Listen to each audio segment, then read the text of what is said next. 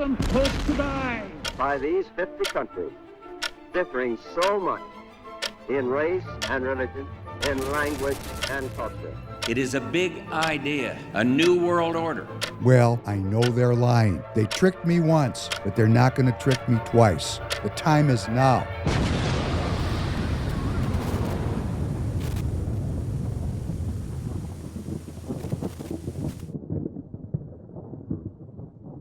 Welcome back to the Professor Penn podcast. David Penn, your host. Glad to be with you as always on this September 9th, Tuesday night, 7:30 p.m. Central Standard Time.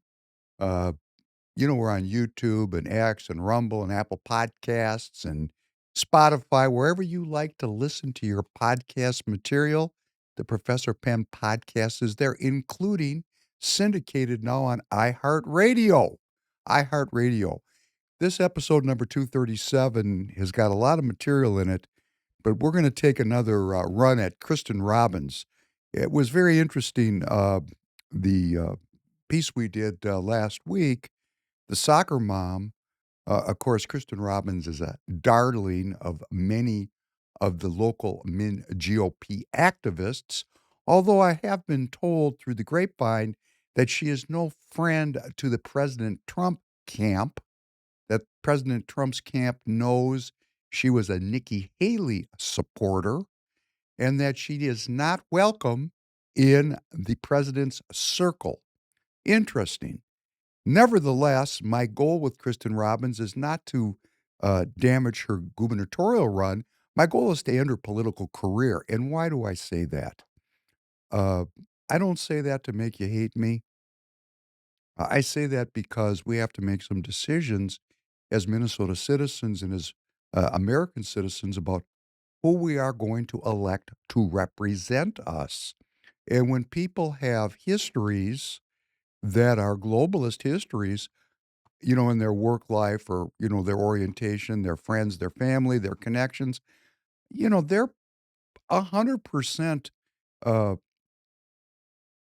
justified. I mean, they're American citizens. If they want to believe in globalism and the end of the republic as, their political modus operandi, they have every right to do that under the Constitution of the United States. And we, the people, have every right to figure out who they are and send them along their way if we want to maintain a sovereign republic. We have to understand, I have to understand, and I want to share with you, how are we going to maintain that republic?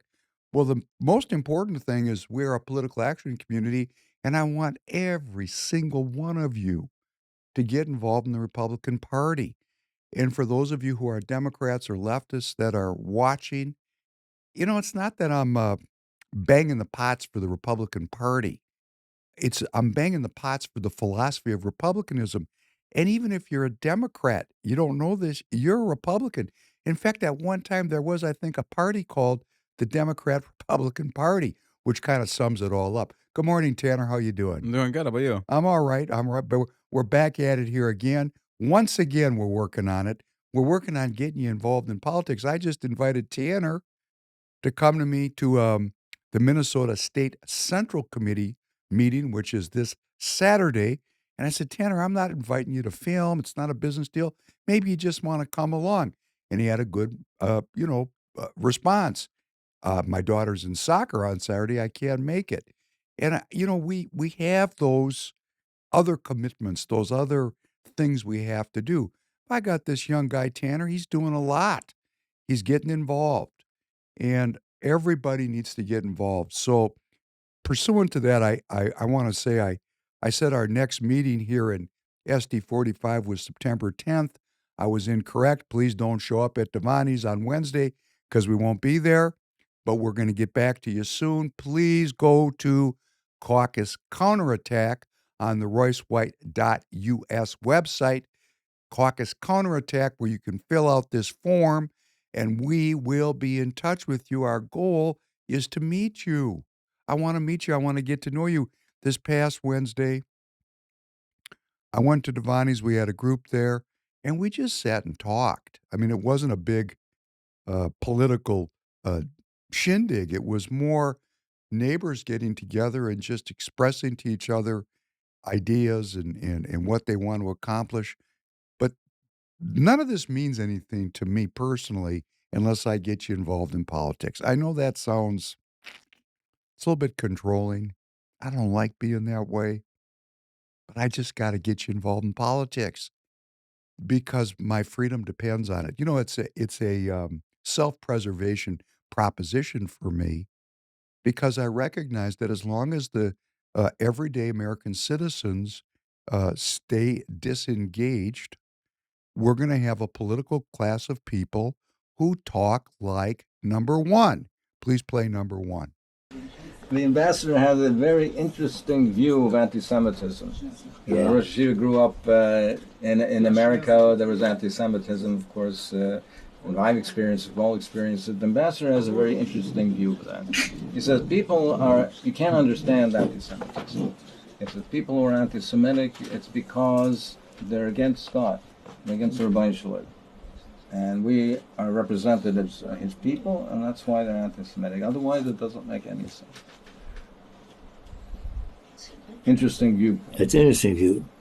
There's another view that since we consider the chosen people, so people are very. Who are you? What are you? Where are you taking big shots?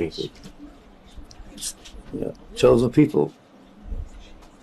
And that's part of it, is that because you are the chosen people, given a chosen place, for a chosen purpose.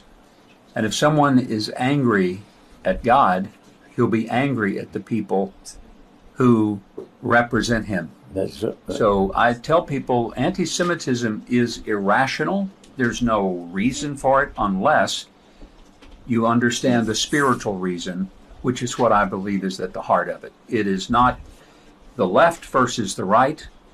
It is good versus evil. It is the Creator versus those who rebel against the Creator. That is Ambassador Mike Huckabee, ambassador to Israel, speaking with two rabbis there. You know, Tanner, when I saw that the first time, I thought it was AI. Really? I did, because I thought, what a crazy ass conversation that is. To start saying, if you criticize the Jewish people, you're angry at God. Boy, that is some political cover right there. Can I say something? Oh, you can say whatever you want to, young man, please. I'm not surprised. The You're not conclusion they came with, I'm not surprised. The what they came The with? conclusion that there's no other reason that they could hate us. It's because they hate God. It's kind of a good cover story, It's a isn't it? great cover story. Oh my goodness gracious! And this is because, and you know, I'm Jewish, and I had this thing that happened this past week. I had a Jewish friend of mine called me up, and he said, "Royce White, your friend, is an anti-Semite," and I said, "You know, he's my friend. He can't be an anti-Semite. Have you ever known any anti-Semites? Because anti-Semites don't pal around with Jewish people. Yeah, they'd They be just- pretty bad anti-Semites if you hung around with Jewish people. They wouldn't really be No. anti-Semites." So what Royce is doing is he's drawing some attention to AIPAC and to the just this kind of support for Israel, which, you know, we can't even talk about it, because if we do, we're anti-Semitic. Mm. You can't even talk about American foreign policy. Boy, talking about walling off your ambitions and creating a safe space to pursue greater Israel without any oversight, without any comment, without any political discourse or dialogue. You know, and I was talking to this friend of mine, and he is a friend of mine. Well, now he's an ex-friend, because he actually told me to lose his phone number. And I said to him, "Why?" And he goes, "Royce White." And I go, "Well, Royce White is a completely independent person for me. Why don't you ask me what I think about Israel?" And he hung up on me, and he doesn't ever want to talk to me again. And this is the kind of thing that I'm getting from Jewish people, as if Jewish people are some kind of hegemonic group. And this is why I want everyday citizens involved in politics, because I don't think everyday citizens are all wound up about this issue. I don't think, my next door neighbor, I mean, they might have opinions about Israel, support, or pro or con, but I think they're concerned about taxes and safety and schools and economic freedom and religious freedom and food freedom and medical freedom, things that affect their lives. And when we get involved, everyday people, our frame of reference, what we want to talk about politically, is not so global. It's local. But just because I have to just say to this ex-friend of mine who has this hegemonic idea about the Jewish people, uh, and this friend of mine doesn't speak Hebrew, doesn't read Hebrew, didn't grow up religious. I'm not criticizing him for this. This is not an unusual American Jewish experience. I know a lot of American Jews that eat bacon, like ribs. Mm. Always cracks me up when I talk to a Jewish guy, where you want to go for dinner. Now, of course, if I go out for dinner, I'm not keeping the rules of kosher anyhow. So I'm not being judgmental. I just think it's when you talk about being angry at God, when you say, let's go out for some good pork ribs. Man, well, Governor Huckabee, what do you think about that? Why don't you ask the rabbis, if a Jewish person eats pork, are they angry at God? I don't know the answer to that. It seems crazy to me, the whole conversation. Is Huckabee, is he Jewish? No, he is an evangelical Christian. So he was just sitting there. Uh, to me, it just looked like he was kissing ass. I don't really know what he was doing there. That's why I said I'm looking at the scene, I'm thinking, This what can't is be this? real. This is Yes, AI. it just seems surreal. But just for the Jewish people that might be listening to me, and I just want to say this, for the people in the Republican Party, there's a woman, for example, named Terry Nelson. She's an SD42. And there was just a meeting there. Royce White went and spoke there, and I was going to speak there, and then I was told you can't speak. And I go, why is that? Well, there's a woman on the board there. Terry Nelson said that if David Penn speaks, I'm going to get up and walk out, and I'm going to quit. At least that's what was reported to me, Terry. We don't even know each other. We've never met. I couldn't recognize you in a lineup. I have no idea who you are, and yet you're spewing, as it came back to me, hatred for me. And I'm just going to share for the people that love Kristin Robbins, we're in a system. It's an energy system of the human will, and people express themselves politically. And I don't judge against you if you're a Kristin Robbins supporter or Kristin Robbins. I don't judge against her personally. I don't like her political background. That's my right. So when I put forth my energy in this fashion, I'm moving the needle to some degree. And when you push back on me, Terry, you're moving the needle to some degree on me. You wouldn't let me speak. But don't you think we should meet and have coffee first before you start to speak ill of me? Because we don't know each other. And have you watched these podcasts and recognized how painstakingly careful I try to be about what I say and what I'm trying to do? And what I'm trying to do is empower American citizens to join the Republican Party. And I just said this to who I can't remember. Oh, I had a short meeting with A.K. Kamara, and I told A.K., who's a national committee man, I said, A.K., when I'm out working in the streets to organize my neighborhood, I don't ask people if they're President Trump supporter or a Royce White supporter or an American nationalist or Steve Bannon supporter. That's not my business when I'm representing the party. When I'm representing the party, I want all people to join the party. Everybody. The left of the Republican Party, the right, the woke right of the Republican Party, the far nationalist mega group in the Republican Party, everybody. If you're a Republican and you want to elect Republicans, I'm not there to keep you out. I'm going to help you. I'm going to give you just as much time and energy to get you involved, no matter what you believe about Republicanism. But please join the party. And then we have a Democrat process in the party where we, the participants, vote to sort it out. Now, what I don't like is when the party puts its thumb on the scale to get a predetermined outcome that it's seeking. That, I think, is corrupt. I don't like that. and I'm working against that. I want to straight up vote in the party so we can determine the party's future. Because we do have this fight in the party. And I said to AK, these people don't like me. Well, Kristin, let's say you win the endorsement and let's say you win the primary. I'm going to vote for you because you're a Republican. I'm a Republican. I vote for Republicans. Doesn't mean I like the kind of Republicanism that you are promoting. I don't. I'm working against it full blast. But when it comes down to being in that voting booth by myself, I'm not going to sit it out and vote for a Tim Walz type character. No, we're going to work in our own house. We're working in our own house. People say, why don't you criticize Democrats? There's plenty of time for that, and they almost don't need criticism. Their tomfoolery stands on its own. I'm interested in tomfoolery in my own party because I want to have a party that's honest. I'm trying to put down a cornerstone of honesty. Who you say you are is who you are, not who you say you are as a cover-up for what your career has been, as is the case with Kristin Robbins. But this Terry Nelson and SD42, you spoke ill of me, or at least it came back to me that you spoke. It's hearsay, Terry, so I don't know. But I'm inviting you out for coffee. I think it's like Mary Amlow. Mary, could we go out for coffee? No, I'll never sit down with you. What? We're all in the system together. You tug in your direction, I'll tug in my direction, and at the end, we're going to come up with a better direction. Does anybody understand this is how politics works? That we have a cornucopia of ideas in the marketplace of ideas, and the best ideas prevail, and the ones that suck fall into the ash bin of history.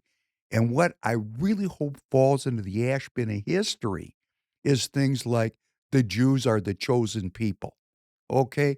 The Jews are the choosing people. Why do I say that? Well, number one, I'm Jewish. So I know I have to work on it every day to choose to live under the shadow of the Most High God, to abide in His way. Every time I sin, I'm choosing not to be with God. I'm choosing to separate myself from God.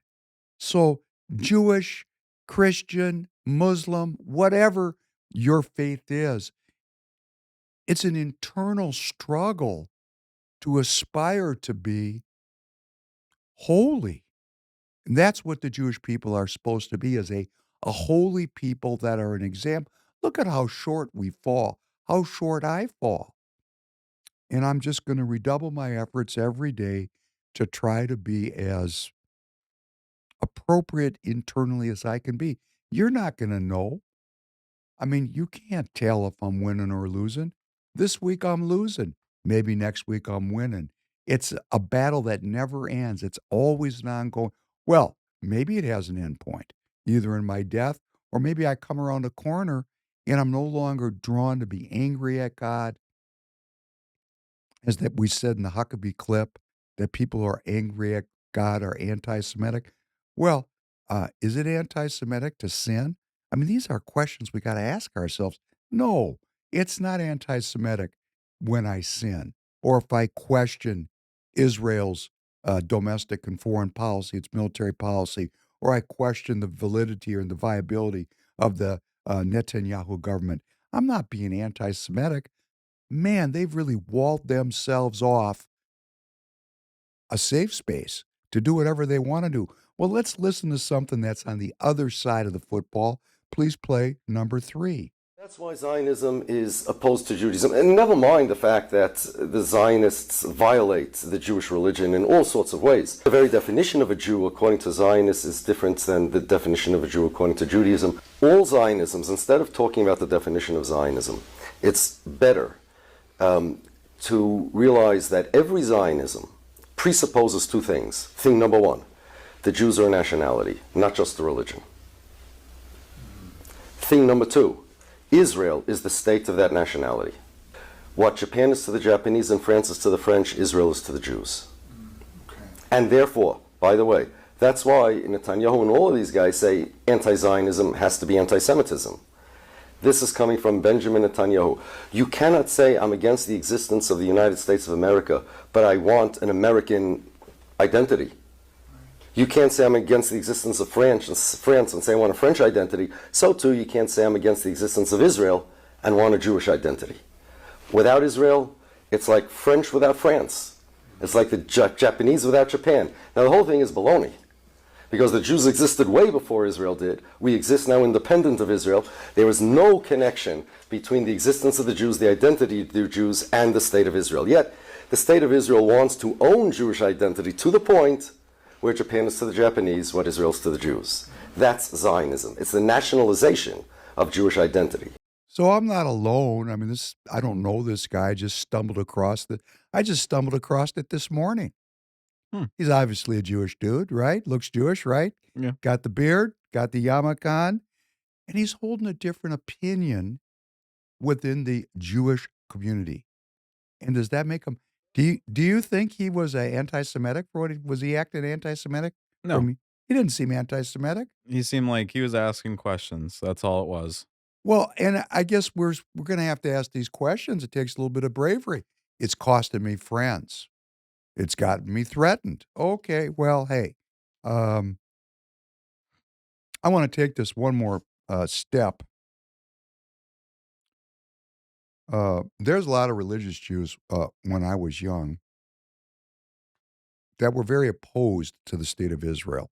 In fact, most of the people I grew up with viewed Israel very suspiciously. Number one, because Zionism, well, if you look at the roots of it, it's socialism, and it's not got anything to do with the religious or the religion of Judaism. It's a nationalist movement. Subsequent to the occupation of Jerusalem in 1967, with the annexation, I think a lot of religious Jews ran over to Israel because they didn't want to leave the holy sites in the hands of a bunch of non-religious people. And there's been some kind of a merging, and I have to be very forthcoming and say I really don't understand it. I need to spend more time thinking about it, how the religious right has become so aligned with the Zionist project, because it wasn't when I was young. When I was young, it was not that long after the Holocaust, and most of the people that I prayed with, not most, but maybe half, we prayed in a very tight, very Orthodox community. A lot of people were survivors of the camps, a lot. And these people were sufferers, and their children were also praying there. They were sufferers too. And the idea of suffering and being Jewish was wound into a punishment that God had put upon the nation of Israel for its incalcitrance. Jewish people had, the 12 tribes of Israel, there had been things that had been done that had violated God's word for the Jewish people. And the diaspora, the conquering of Israel, and the dispersion of the Jewish people throughout the world was seen by the Jewish people. This is before Israel really became a force. I'm talking about the early 60s. That dispersion was seen as a punishment of a loving God that was chastising and reproving his people because he cared about our souls. And the suffering was part of that healing process. And I've suffered a lot in my life, and I don't reject suffering. And if you suffer a lot in your life, I'm going to urge you not to reject it, to embrace it. Because, what's the alternative? I hate the fact that I'm suffering. That doesn't help. You suffer until you're not suffering anymore. Yeah. And how are you gonna get through it? You're gonna have to go through it to get to the other side. And I think there's something about modern life, the New World Order, the scientific method, which is related to Zionism in its own kind of weird way. Because if we think back about the story of Adam and Eve, And the curse, that what's called the Adamic curse, God said to the woman, I will sharply increase your pain in childbirth. In pain you will bring forth children.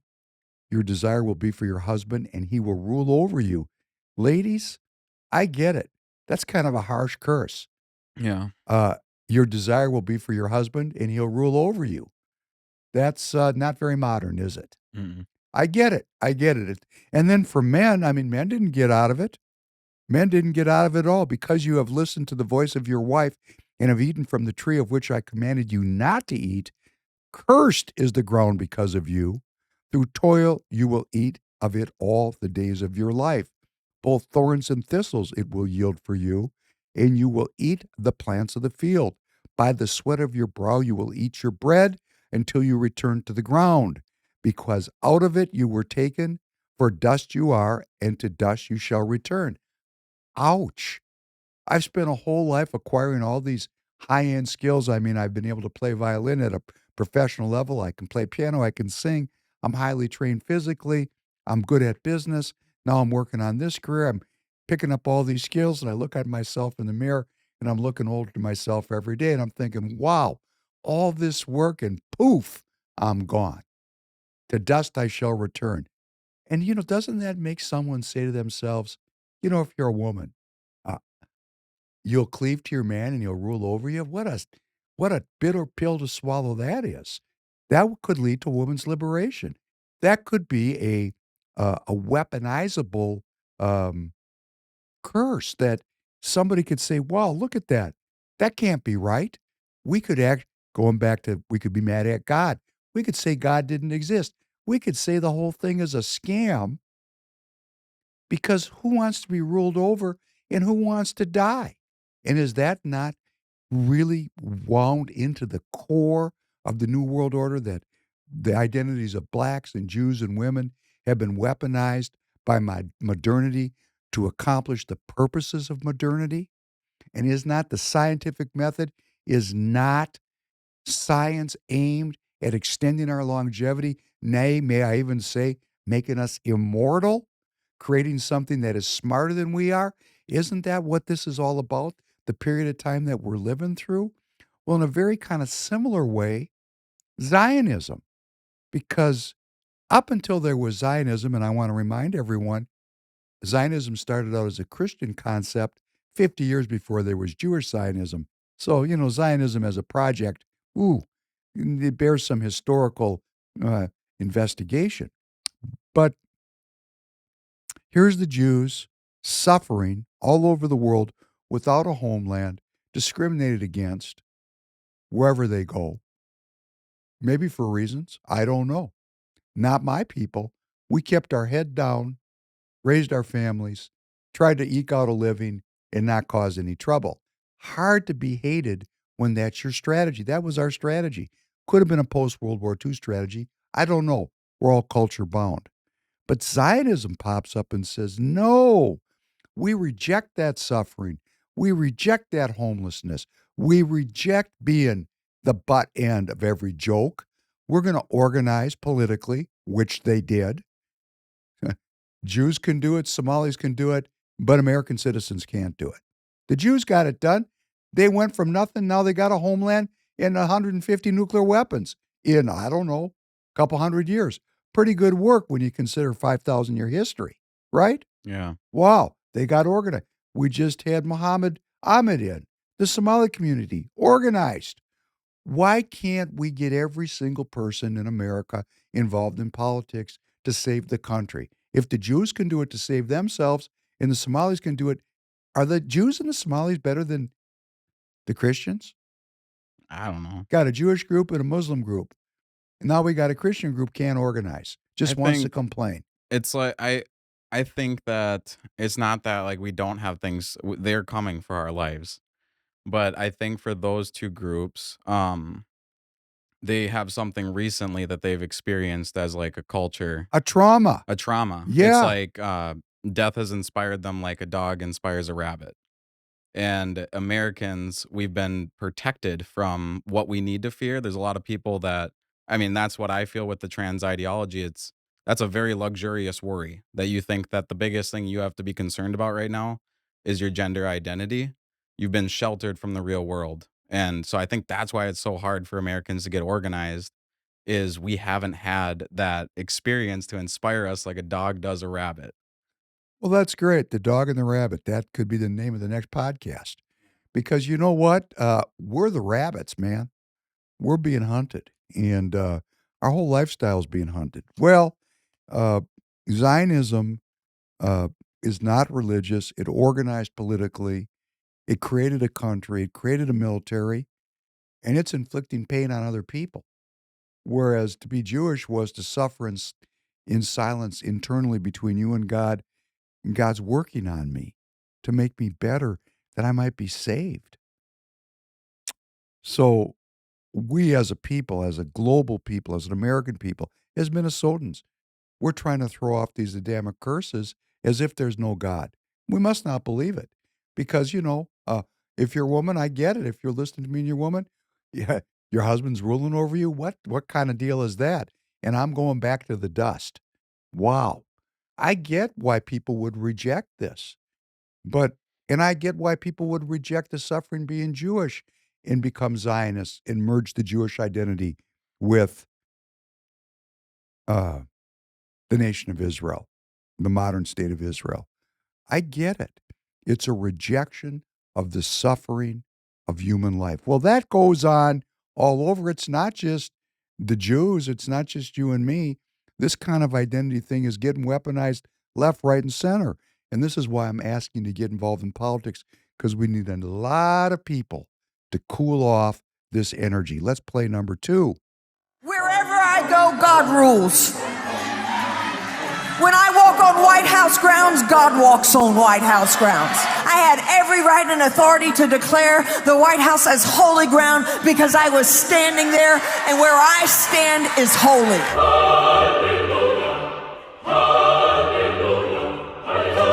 To say no to President Trump would be saying no to God. And I won't do that. We are in a spiritual war right now. Let every demonic network that has aligned itself against the purpose, against the calling of President Trump, let it be broken, let it be torn down in the name of Jesus. You want me to tell you what my thoughts are? The thoughts of the King of Kings, the thoughts of the Lord of Lords. I'm downloading heaven.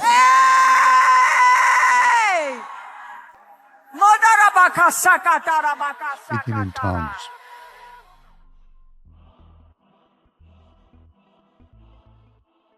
President Trump is hanging around with this woman. She's a spiritual advisor, and she's an evangelical Christian, obviously, speaking in tongues. And she is merging the identity of being an American with being an evangelical Christian, very similar to what the Jews have done with the nation of Israel. And is there any surprise that the evangelical Christians are the strongest supporters of the nation of Israel? You got that strange look on your face like you ate something that's making you sick. Oh, no, I was just listening to you. I saw a parallel with the video where she said, if you're not in support of Trump, then you're not in support of God. Isn't that interesting? That's an exact parallel to what we just reacted to. Right. And these two groups, the evangelical Christians, are the strongest base of support for Israel worldwide.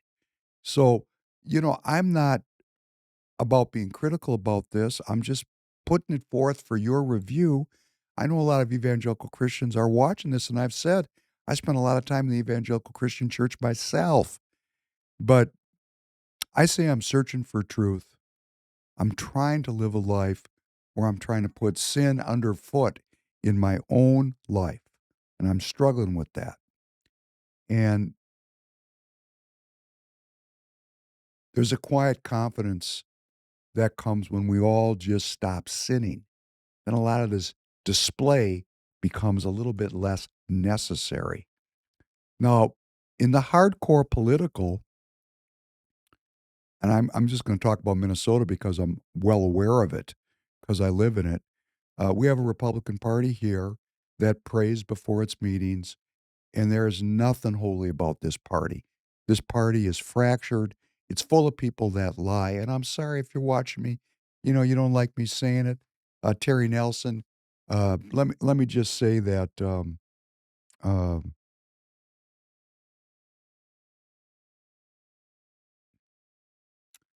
If you accept lies, a line is what you're going to get. If you demand the truth is what you're going to get. I'm demanding the truth.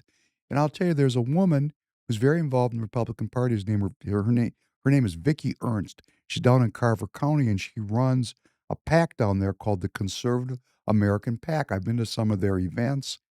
It's a very centrist, kind of Nikki Haley-esque kind of a PAC. At least that's my read of it. Vicki, I'm sorry. You can correct me if I'm wrong, but I don't see you as being a Royce White supporter or a President Trump supporter based on what I've seen of your crew in the past.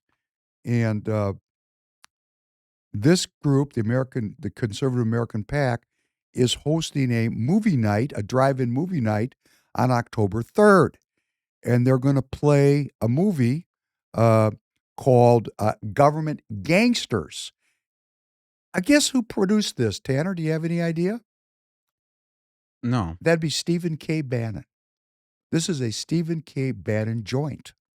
And so here is what I would consider a very anti-Bannon, anti-Royce White, nay, verily may I say, an anti-President Trump group. Now, I know there are people in the group that voted for Trump, but this is not a pro-MAGA, pro-nationalist group. This is what you would call the core of the Minnesota Republican Party, which is not America first. It's just not. And they're actually using a Stephen K. Bannon movie to bring people together because that's where the energy is with the citizens. So we've got the hierarchy, the Tom Emmer hierarchy. And Tom, you're always welcome to come on. I'm inviting you on. Wouldn't that be a bombshell? You could lift me up and you could explain to me why you really now support President Trump after not supporting him. And maybe you've had an epiphany. And if you had an epiphany, thank goodness. Maybe you want to apologize to me and the American people for lying about that debt ceiling raise in 2023 or explain to me why it happened. That's great because you're clearly an impressive politician. And I hope you're an equally impressive human being and we start searching for truth together. Because here's this PAC, which I know, is in your backyard and is, I think, aligned with the kind of politics that you purvey. And it's using a Steve Bannon production. And all I can say is that's where the energy of the party is. That's where the energy of the Republicans in the street is at. And that's in the America First movement, the American nationalist movement. So go ahead, Vicki. Use Stephen K. Bannon. Promote for us, please. And if you come to the conclusion that American nationalism and the Professor Penn podcast, this kind of politics is where we need to head to win, I voted for George W. Bush. See, my hand goes up. All you American nationalists out there that want to hate these people, I don't hate them because I was with them until one day I woke up and I said, wait a second. Wait, this is not true. There's no weapons of mass destruction where's George W.? Where's the weapons of mass destruction? I can't find them. He said, they're not. Well, Secretary Colin Powell stood in front of the United Nations. These people spun a psyop that led us into a war that millions of people died in and trillions of dollars went down the rabbit hole. Come on, we can't be doing this. We have to build our politics on telling the truth. And that's why when you, a regular citizen, a person struggling to pay their bills, a person struggling to save money to send their kids to school, maybe you're struggling just to get a wife or a husband. We're struggling. The people that are struggling to make it work. When we take the time to get involved in politics and bring our struggles, bring our suffering into the political process, we dilute the people that got $9 million in their 401ks and don't care about the everyday Americans, don't care about CD5, don't care about the shootings that happen there every day, only care about the Annunciation shooting, which is awful. But what about what's going on every day? So please, if you're an American citizen in Minnesota or any other state, please get involved. How do you do it? Find your local committee. Every geographical area has a local committee. Find it, call the head person, and just go and watch. You don't have to tell these people who you are as far as what you believe. You just have to say, I'm a Republican and I want to work to elect Republicans. And after all, isn't that what we all want to do? We don't want to elect communists. And for those of you who think I do, hey, you can go bite a hog in the ass, because I don't want to elect communists.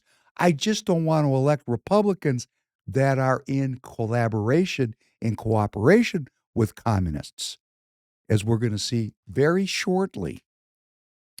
Now, I want to talk about Kristin Robbins one more time. I'm sure we'll talk about her again, because every time I lift up a rock, I go, wow, what's this? But I want to talk about a new friend of mine who I'm working with politically, and he's running a organization called Minnesota First, J.K. Cook. He's an activist here in Minnesota. And, Jay kind of viewed me along the lines of this Terry Nelson rather suspiciously. I don't think he liked me very much. But Jay is an engineer, and Jay is an evidence-based guy. And, he started watching the podcasts, and he said, wow, Penn's laying out a case. He's just not talking. He's bringing the receipts. And he actually, let me know that I'm shaking up his world, that he's looking at things in a new way. I'm letting him see the lies. And, once you see it for yourself, you don't need any help if you're a researcher. I mean, you got to do your own work. And Jay let me know that I kind of rocked his world with the Kristin Robbins thing. And Jay, I'm sorry I'm using your name without asking you, but you're a model for everybody in the Republican Party and in whatever state. See this hand? I voted for George W. Can you believe I voted for George W. Bush? I don't know. I wasn't alive when Bush was in office, Well, let me so I tell really you don't something. You understand. should say, yes, I do believe it, and I'm going to tell you why. He was the Republican on the ticket. He was fighting a guy named Al Gore. I'm always going to vote Republican. Where are the 250,000 Republicans that voted for President Trump but didn't vote for Royce White? You see, this bar door is not swinging both ways. The reason why Royce is talked about in the way he is by the party hierarchy is they don't want him as a leader of this party, because he is going to topple the current leadership, which is really opposed to the America First movement. So I'm going to vote for the Republican, but you Republicans that are part of the establishment will not vote for Royce White or some of the other people that are emerging, like Steve Boyd, who are more, shall we say, America Firsters. But, going back to this Kristin Robbins, I'm going to give you some more information, Jay, which you can look up. First, you can go online, and you can find Kristin Robbins' alumni profile at Bethel University. I'm sure Kristin will ask them to take it down, but you can find it. And, Tanner, you can put that link in the notes to this podcast. Right You down see in it the there? description. Just go on down. You'll find the link for it. And they talk about her history, and, they talk about her being involved with the Economic Club of Minnesota. But you'll also find them talking about her sojourn at the Center for Strategic and International Studies, the CSIS, a very prominent globalist organization. And why I say globalist? Because there's two kinds of politics in the Republican Party. There's nationalism and globalism, and we got to know who these people are. And the nationalists can get easily sucked down the rabbit hole of, we got to win. And the globalists, like Vicki Ernst, using Stephen K. Bannon's Government Gangsters movie to aggregate people, hey, they'll use anything in a storm, but they won't use Royce White. They could use Royce White to get into CD5 and work on the inner city community. But nah, we're not going to do that, because Royce swears, for example. They don't like that he swears. But Mary Franson's swearing up a storm now, isn't she? Yeah. See, things are changing. They're changing in the America First direction. And if you get involved in politics, go find that committee and go sit there and watch and learn. And when you're ready, join the committee. Become a precinct committee man. This is just as simple as knowing the people in your neighborhood. And when it comes to election day, calling them and making sure they go vote. Identifying the low propensity voters and getting them to the polls. If we do that, we win. like Tanner was a low propensity voter. Now, I think he's a high propensity voter. Oh yeah, I'm showing up for any election I can. But let me ask you a question. Had you not stumbled into the Professor Penn podcast, do you think you'd be voting? I don't know. I don't think I would have. So I think I probably would have fallen into the Christians that just went, well, God's got me. It's out of my control. And this is what I'm going to say to Dan Schultz. Dan, this is why we don't just talk about political strategy, because we got to build this audience, build this community, build a mighty wave of people that are going to work together to elect Republicans. But back to Kristin Robbins, whose career I want to see, and I'd like her to go back and work at one of these organizations which seem to want to hire her, like the Economic Club, or she worked at the Center for Strategic and International Studies. Please pop up number 4. There it is. It looks very official. Could you please put up the Board of Trustees and Counselors? Click that link, go down, there it is, and we'll start scrolling through here. Let's start looking at these names and faces. Oh, look at these people. Keep going, so I keep going. Stop right there. There's Erskine Bowles, former elected official. Brendan Bechtel. Oh, there's a defense contractor. William S. Cohn, used to be a defense secretary. Yes, Leon Cooperman, very wealthy. Let's go up a little bit farther. There's William Daley. He was the chief of staff under guess who? President Barack Obama. Ray Dalio, noted billionaire. Let's keep on going down. There's even more. There's more. There's former executive director Henrietta Foray of UNICEF. UNICEF, United Nations, well represented here. There's Evan Greenberg of Chubb Insurance. Let's keep going, keep scrolling. Wait, there's more. There's more. Who do we got on? Keep going. We're going to get to Paul Ryan here sooner or later. There he is, Paul Ryan. You see that smiling face?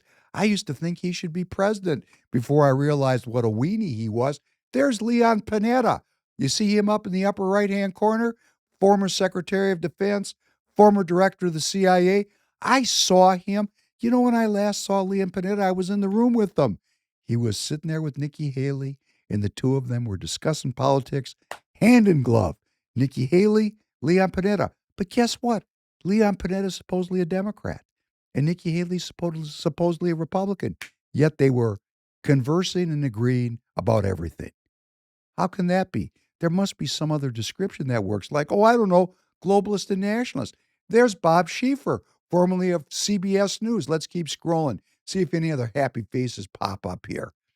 So this group of people are the trustees of this organization, the Center for Strategic and International Studies, where Kristin worked. Now, I wouldn't work with people like this. I wouldn't, because I have principles. See, if you have principles, you don't hang around with people you don't agree with. And they're all entitled to their opinion. They're American citizens. I am not impugning these people personally. I'm saying, where are we, the everyday people? Because there's hundreds of millions of us and a handful of them, yet their political philosophy is prevailing because what are we doing? We're going to soccer on Saturday. I don't take that personal. But, we got other things to do. These people have one thing to do, which is bring about global governance. Now, who funds this organization? Well, let me tell you who the number one funder is. That'd be the Bill and Melinda Gates Foundation. Kristin, you were working at an organization and it's funded by Bill Gates. If you're an American firster or you don't really understand this and you're a Republican and you're just hating on me, how do you feel about Bill Gates? Is he a favorite? How about Dr. Fauci? Are these favorites of yours? Because if they are, you're entitled to think that way. And that's cool. I don't think that way. And there's a lot of Republicans that don't. I think there's more Republicans in this country and in Minnesota that do not support Bill Gates than support Bill Gates. Here's the Carnegie Corporation. Look them up for a blast. The Dalio Foundation, the Ford Foundation. Oh, look at this. The Open Society Foundation supports the Center for Strategic and International Studies. Tanner, have you ever heard of the Open Society Foundation? No. You know who runs that? Who's that belongs to? Who? George Soros. Oh, nice. So here's Kristin Robbins working at an organization funded by George Soros. And look up the Sequoia Climate Foundation, Stanford University. Here's a communist organization to the max, the Tides Foundation. Here's a depopulationist group, the William Hewlett Foundation. The Henry Luce Foundation is here, the John D. and Catherine T. MacArthur Foundation. I mean, this is who's funding this organization. You can go to this website, which Tanner will put the link in the notes to the podcast, and then start looking up these organizations and their histories and what they're into. Harvard University funds it. They're at war with the Trump administration. International Labor Organization funds it. King's College of London funds it. The Rockefeller Foundation funds it. Look up the history of the Rockefeller Foundation. Oh, look at this.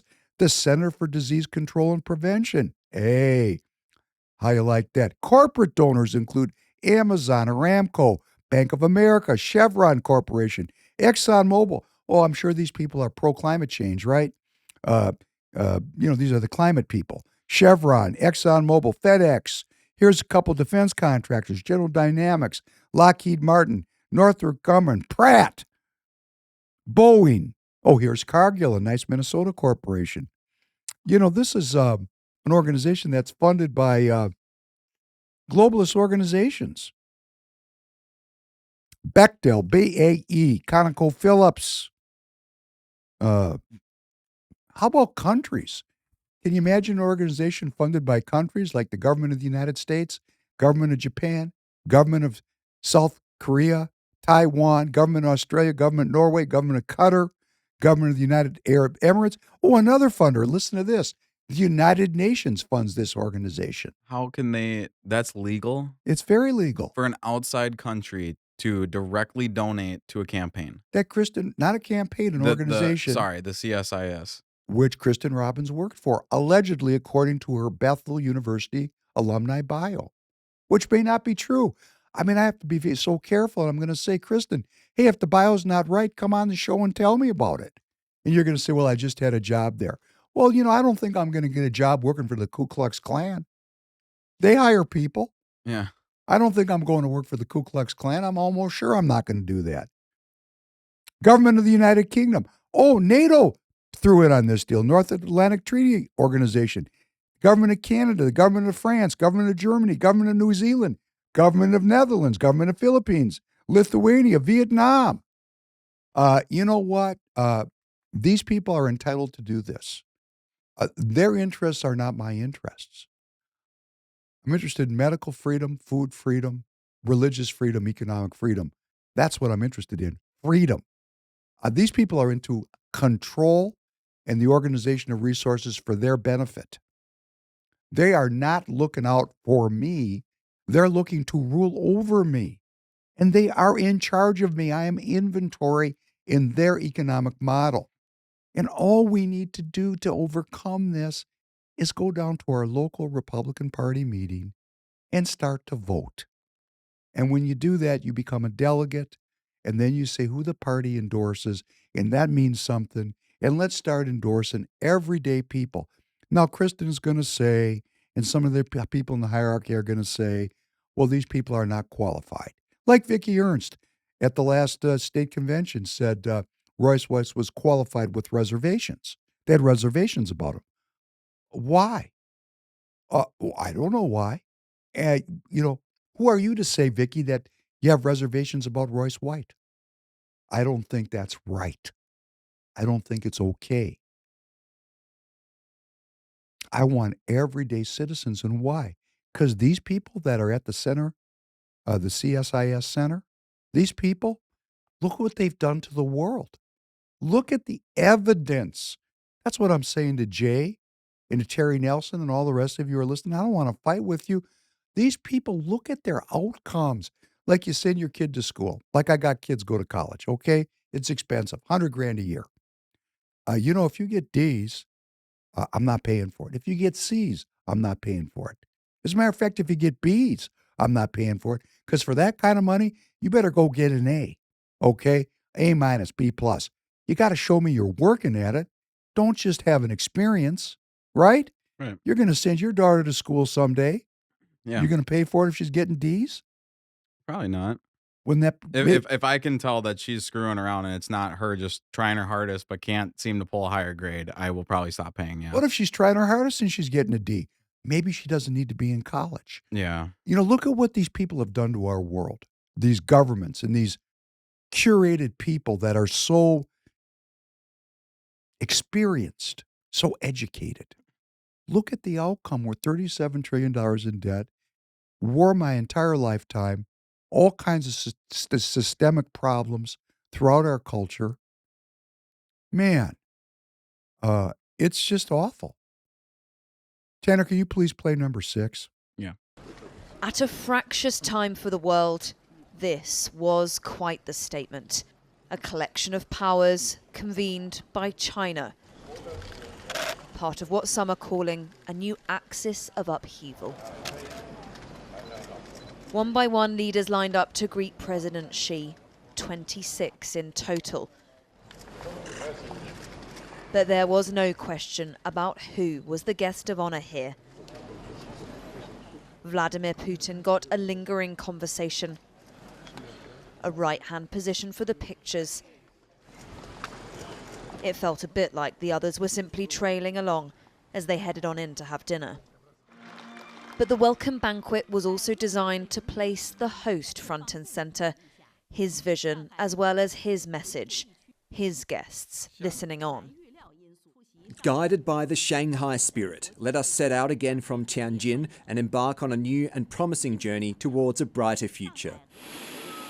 Putin's presence will be the headline grabber here. His war in Ukraine drags on. So does his reluctance to make peace. China clearly still has his back. But for the host, this summit is wide-reaching. A forum to discuss security. A platform to promote its credentials. It is only day one of what is going to be a huge week here in China, but for many here, it will already be seen as a success. China is showing the world that it has the ability to convene nations. It has the ability to provide global leadership, and it has the ability to provide alternatives at a time where many see America as increasingly unreliable. And if there was ever proof that that strategy is working, it is this: the presence of India's Narendra Modi. They share a bitter border dispute, intense regional rivalry, and lately a distaste for Donald Trump and his tactics. Based on mutual trust, respect and sensitivity, we are committed to take our relations forward. Trump has levied tariffs of 50% on India. They say he is the reason they're here.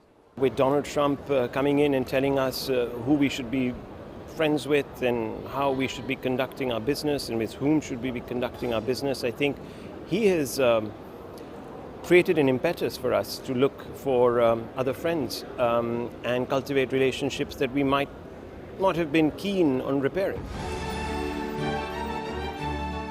A cultural show rounded off the evening. Soft power tactics to mask a rock-hard political message about China and its ability to lead. Well, that was meant for you and me. That was quite a show. And there is a growing alliance amongst the victims of colonialism. That's what these countries have in common. They were victims of European colonialism, many of them. And they're coming together and they're organizing what they believe will be a multipolar world. And wouldn't it be great if we were all involved in politics and we sent to these meetings, or we the people were part of these meetings, either in our presence or in our lack of presence, and that everything that we did politically was for the good of everyday citizens, not for the defense contractors and the other large multinational corporations which these politicians actually represent. They don't work for us. They don't work for me. They could if we all get involved in politics, but until we all get involved in it, these people are acting like they care about us. Here's what they care about is power. Please play number 7. The military parade provided rare insight into the range of weapons now powering China's People's Liberation Army. including hypersonic missiles that could threaten U.S. ships, giant lasers to blind pilots, and underwater drones that look like submarines. The show of power and precision was highly choreographed for the cameras, with over 1 billion people watching on television here and 50,000 spectators right there in Tiananmen Square, who cheered when nuclear-capable missiles and launchers went past in batches on trucks, the first ever show of its nuclear triad. All of it providing clues about how China and the PLA see the future of warfare. The PLA today is a force that is starting to be regarded and starting to regard itself as a near peer, if not a true peer, to the U.S. military. Should that scare U.S. military leaders? I think there are reasons to be concerned about the competitive challenge. The exhibit showed a focus on naval power. Already, China is estimated to have the largest program of uncrewed underwater vehicles. It's also developing unmanned aircraft, known as loyal wingmen, that will use AI to fly alongside fighter jets. Drone is a different kind of warfare. I think it is not a secret that the U.S. is trying to make best use of AI in modern warfare. And in China, we're doing the same thing. As much as weaponry, the parade was a show of China's ambitions to recast a world order dominated by the U.S. with an Eastern-led alliance. Images of Xi Jinping flanked by the leaders of Russia, North Korea, Iran, and nearly 24 others, sending a not-so-subtle message. In his speech, Xi said China is a great nation that is never intimidated by bullies. The flurry of meetings after, all rich in symbolism too. Vladimir Putin and Kim Jong-un needing legitimacy and finding it here in Beijing. The optics that China may be seizing a moment has ignited patriotism across Chinese social media. The September 3rd parade wasn't just a show of force, it was a strategic declaration. Weibo alone logged 20 billion views about the parade, with comments declaring national pride. Whenever a disaster strikes, people feel so safe when PLA showed up. And confidence about what it means for unification with Taiwan. Beijing claims the self-governing island as its territory and hasn't ruled out using force to take it. What's driving those ambitions? What is the end game? So I'd say that the question of Taiwan has been a driver for the PLA's pursuit of much more expansive and significant capabilities. And of course, the U.S. military is regarded as a major factor and, if not the primary obstacle. The U.S. is still widely seen as having the military edge, shaped over decades of tried and true conflict experience. But all along the avenue here are signs that a rival force is emerging, one that is largely untested, but being built to win. Janice Mackey-Freyer, NBC News, Beijing. That's just great, isn't it? Good reason to be involved in politics. We've got to defend ourselves, but let's remember we are offensive. President Trump just changed the Department of Defense to the Department of War. Being honest about it. Yeah. You know, let's just be upfront. It's the Department of War. Defense got very little to do with it. We are offensive. And, of course, that's bringing about a counter-reaction throughout the world. And we're going to have to be strong at home. But I think if our politics really reflected an inward turn where we were concerned about our own citizens and the well-being of every American, I think that would be mirrored throughout the world. We are still the center of everything that goes on. When I say we, I mean we the people.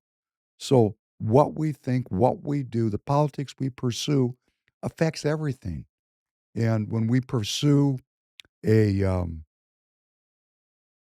time-worn globalist, America's the policeman, hegemonic ruler of the world policy, we get resistors. Because what country wants to be ruled over? They don't.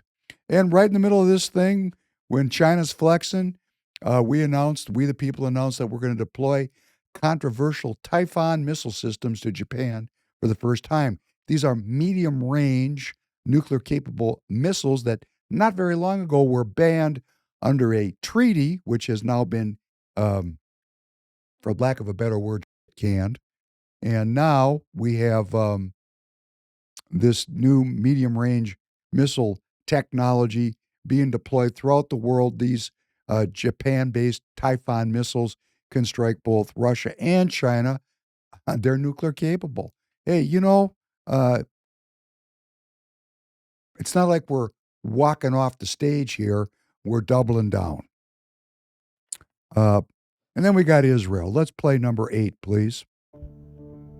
This is an AIPAC short about Republicans and Democrats visiting Israel. I'm Tom Emmer, the House Majority Whip in the U.S. Congress, and I'm with my friend Pete Aguilar from the Democrats leadership.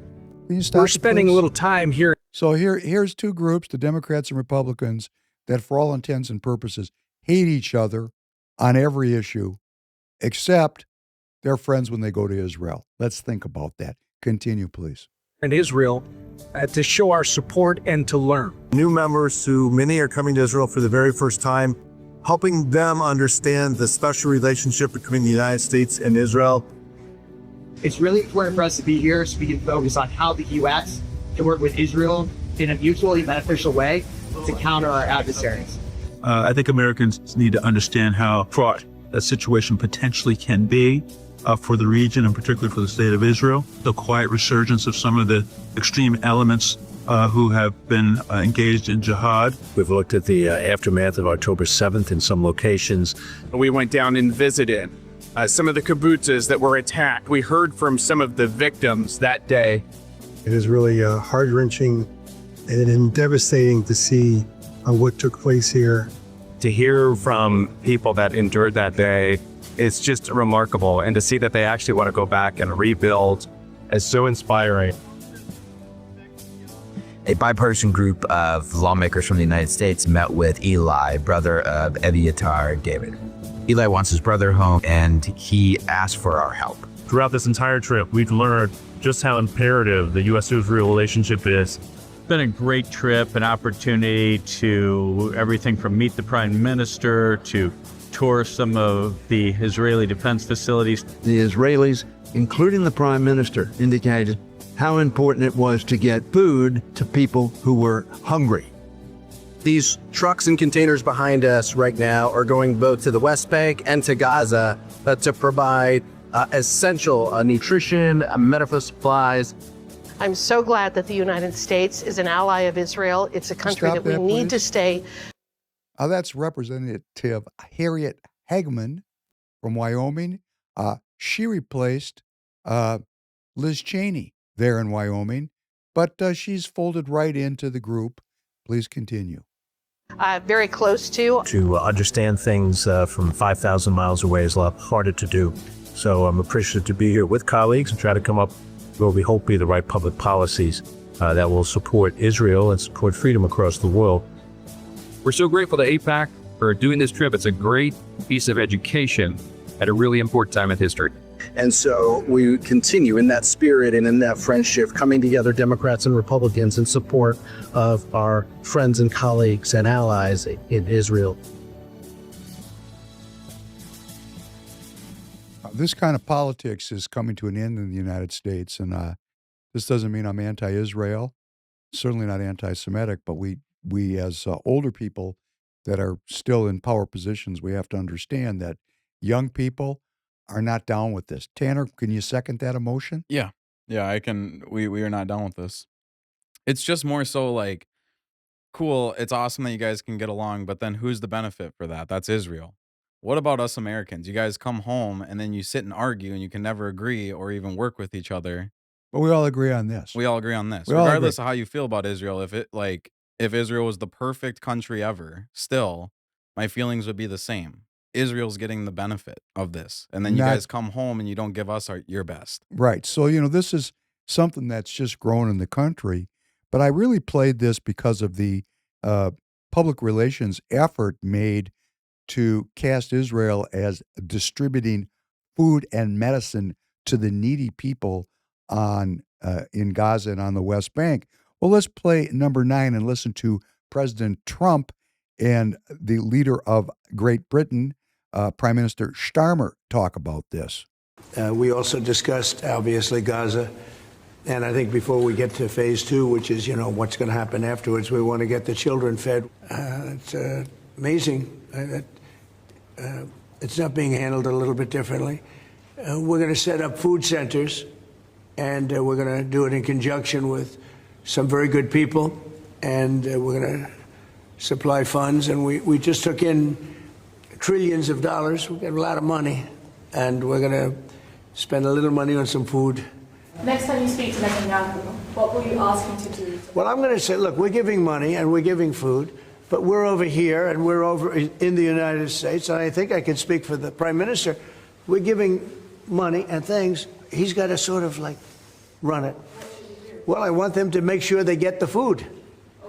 I want to make sure they get the food, every ounce of food. I think you want the same absolutely. thing. It's an absolute food. Because that food isn't being delivered.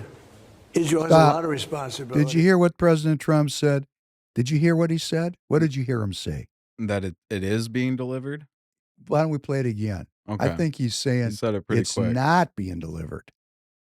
Because that food isn't being delivered. Isn't. Israel has a lot of being responsibility. delivered.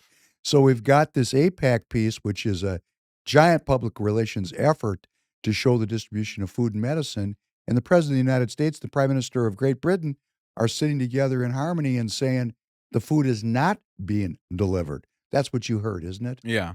Okay. So you can see that there is an info war around this issue, and that's why I played that APAC piece. Let's continue with President Trump and the Prime Minister of Great Britain. Responsibility. They're hampered by the fact that you still have 20 hostages or so. I would say, look, we need to get the hostages out. They've been held for a very, very long time, and we must always start from there.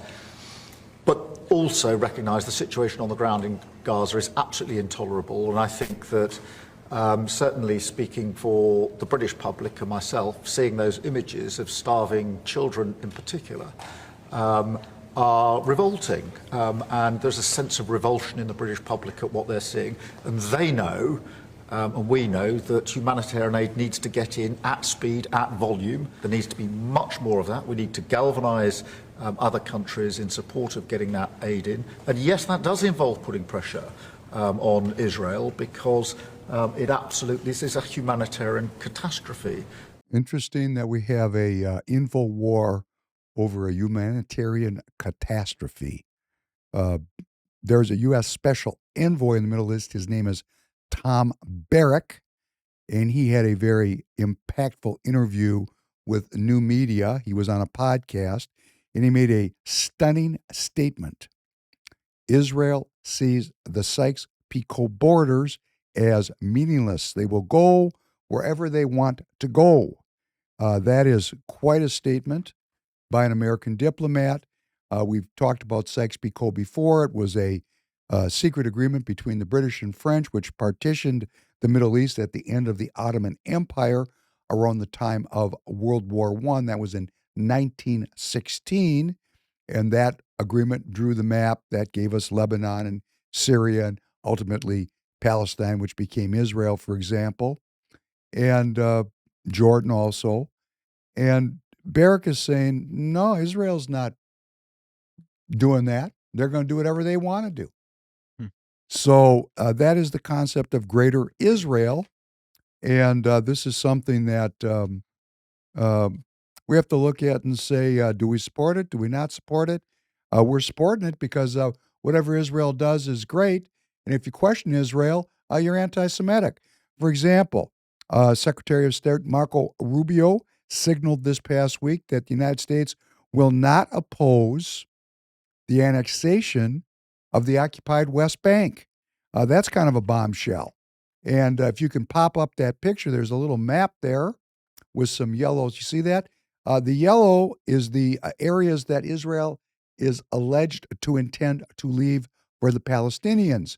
Those are 6 cities that have very great populations of Palestinian people: Ramallah, Nablus, Jenin, Tulkarem, Jericho, and Hebron. They're going to leave those cities in the hands of the Palestinians. But the rest of the area in green, that's going to become annexed. And that is part of creating a greater Israel. Not necessarily greater Israel, which has its own meaning, but a greater Israel, a greater territory. The United Arab Emirates, which was the first Arab country to join Israel in the Abraham Accords, they have warned that the annexation of the West Bank is a red line which will lead the UAE to withdraw from the Abraham Accords. So we got a lot going on over there, which we're not supposed to talk about. Yeah. Because if we So talk just so I understand this, that green area here, right now is occupied by Gaza people? It's occupied by Palestinian people. That's not Gaza. That's called the West Bank. Okay, my bad. And that is the area that has been targeted to become part of the two-state solution. That was supposed to become a Palestinian state. Yeah, nation, that whole green area. That whole green area. Okay. And at the next United Nations meeting of the General Assembly, which will be in the fall, many European countries have said that they're going to come out in support of the two-state solution. France is one, Australia is another. Western countries aligned allegedly with the United States. And in response to that movement to recognize the two-state solution at the United Nations, Israel said, hey, Sykes-Picot, we're just going to take it. It's ours. Can you stop us? Can anybody stop us? And, as a matter of fact, nobody can. The IDF, the Israeli Defense Forces, are now moving into Gaza City. That is the last bastion of Palestinian population in Gaza. And they are out to destroy Hamas, and they're not kidding around. We have already begun the ground operation in Gaza, according to General Ayal Zamir, who's in charge of it. We will not stop the war until we defeat this enemy. So on and on it goes. On and on it goes. If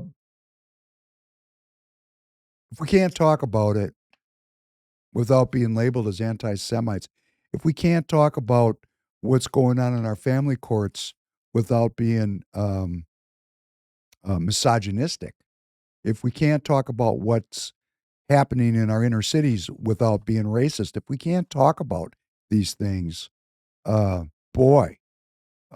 sure have stifled any kind of meaningful dialogue that could lead us to better solutions. Just because things have been stuck. Have you ever been stuck in your life? Yeah, multiple times.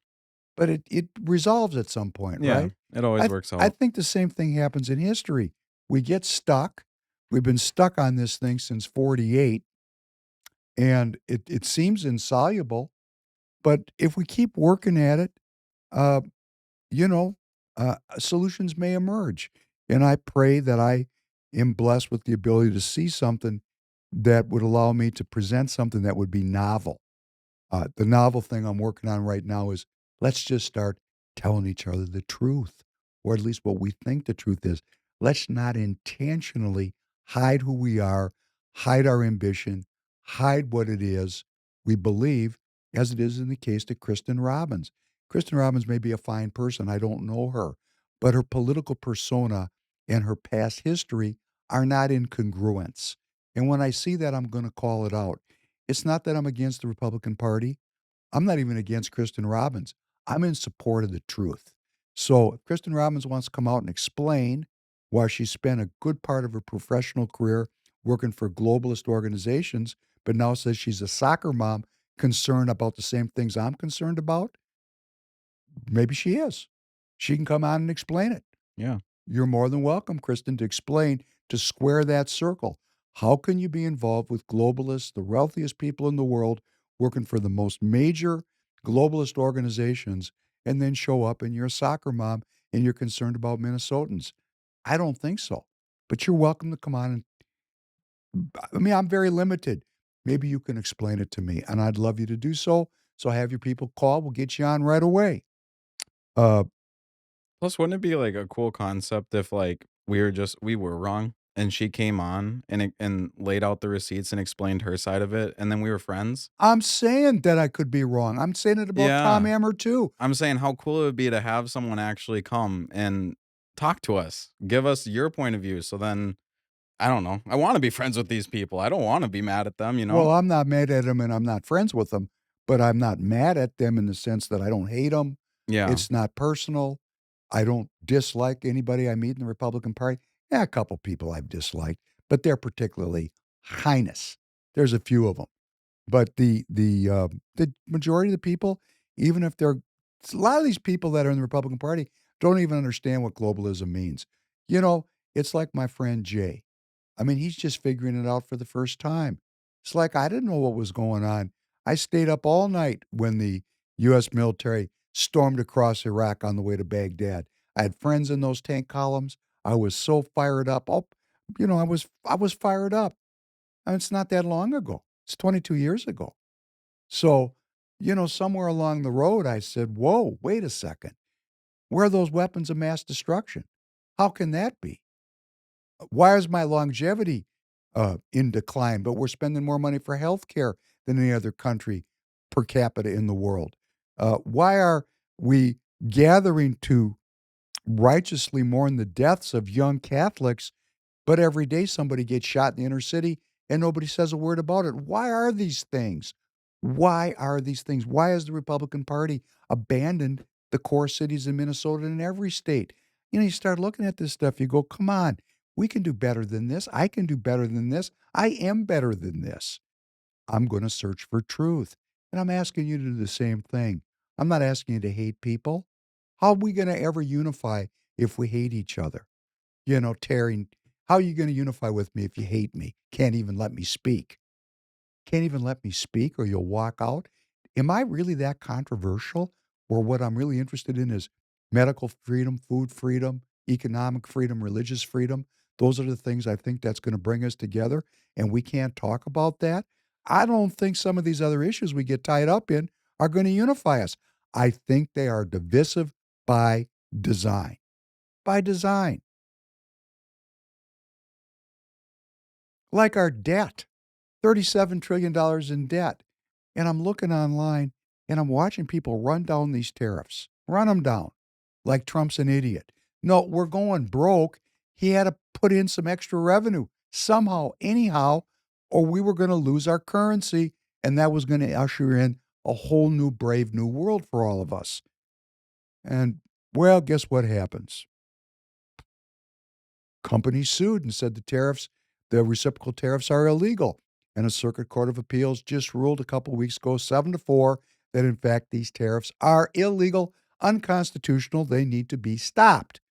They're still in place because the court knows that this is a process, and we're waiting to see. President Trump has now appealed to the Supreme Court to make a ruling on this. Now, allegedly, we have a 6-3 conservative court, but two of those court members, John Roberts and Amy Coney Barrett, vote frequently with the left. So I don't know how this appeal to the high court's going to turn out on these reciprocal tariffs. I do not know. In fact, the court may choose not to take it up, which means the tariffs are going to come off. These tariffs come off, the budget deficit is staggering. Staggering.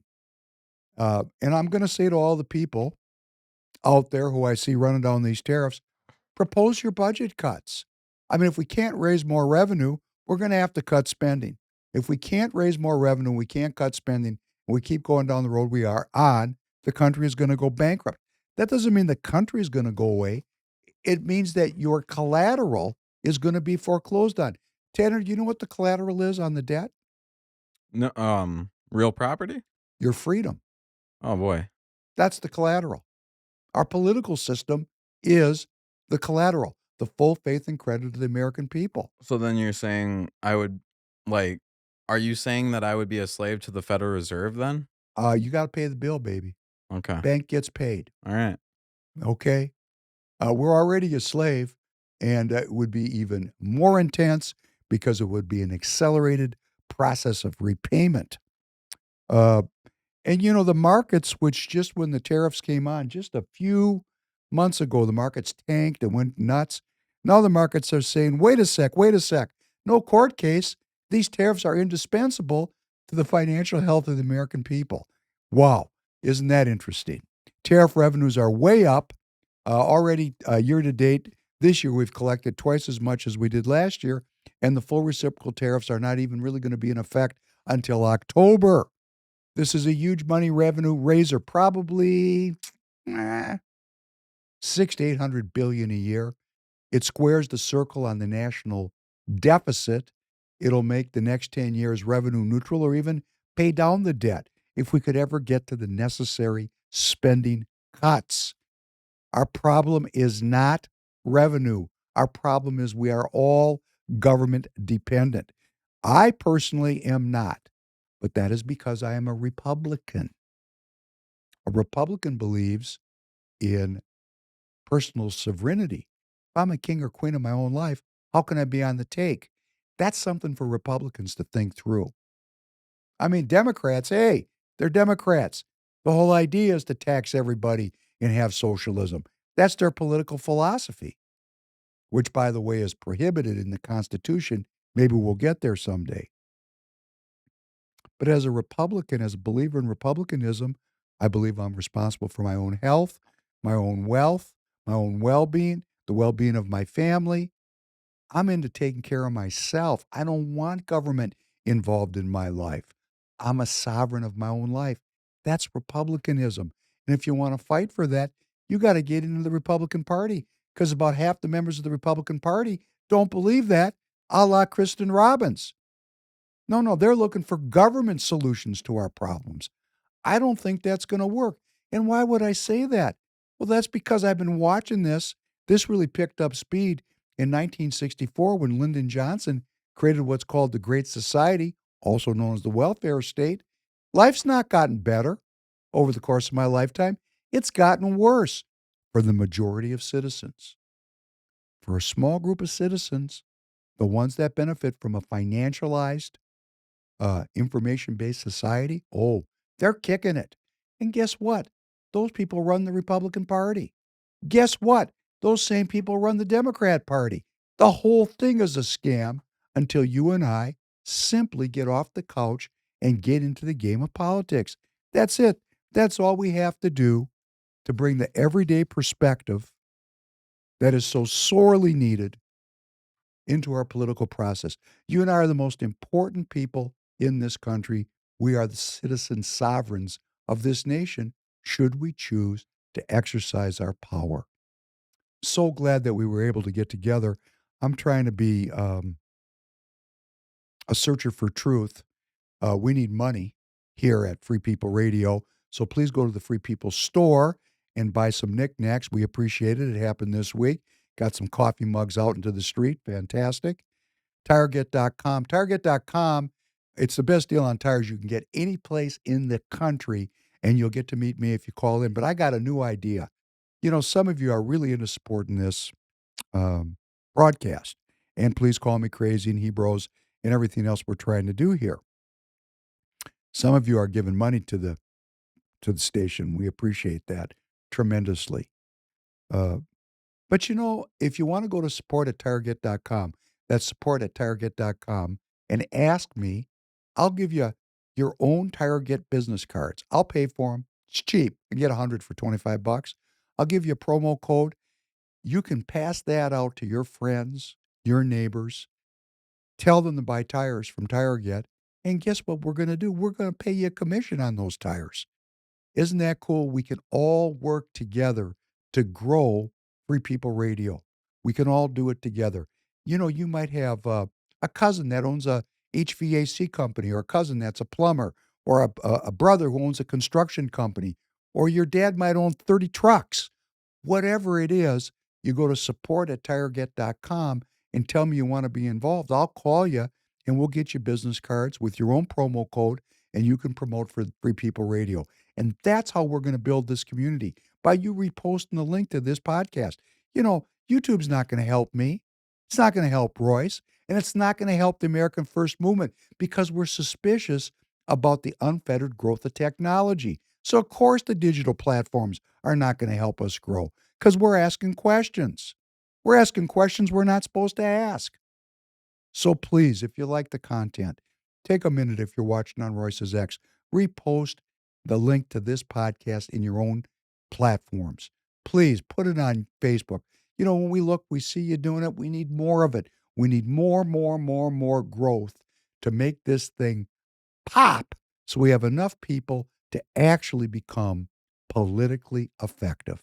And on that note, I want to thank you for joining.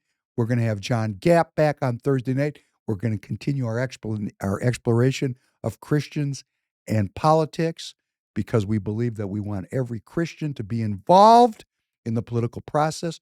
Hence, it's an outreach. You see me reaching out into CD5, into the inner city. How are we going to win as Republicans? Well, Alex Blackish, let me tell you how. We got to get all the Christians voting, and we got to win in the city. You want to help me do that? Hey, we're on the same team. We got something going on here. Let's do it together. Thank you very much. I look forward to seeing you again Thursday night. Have a good night, everybody.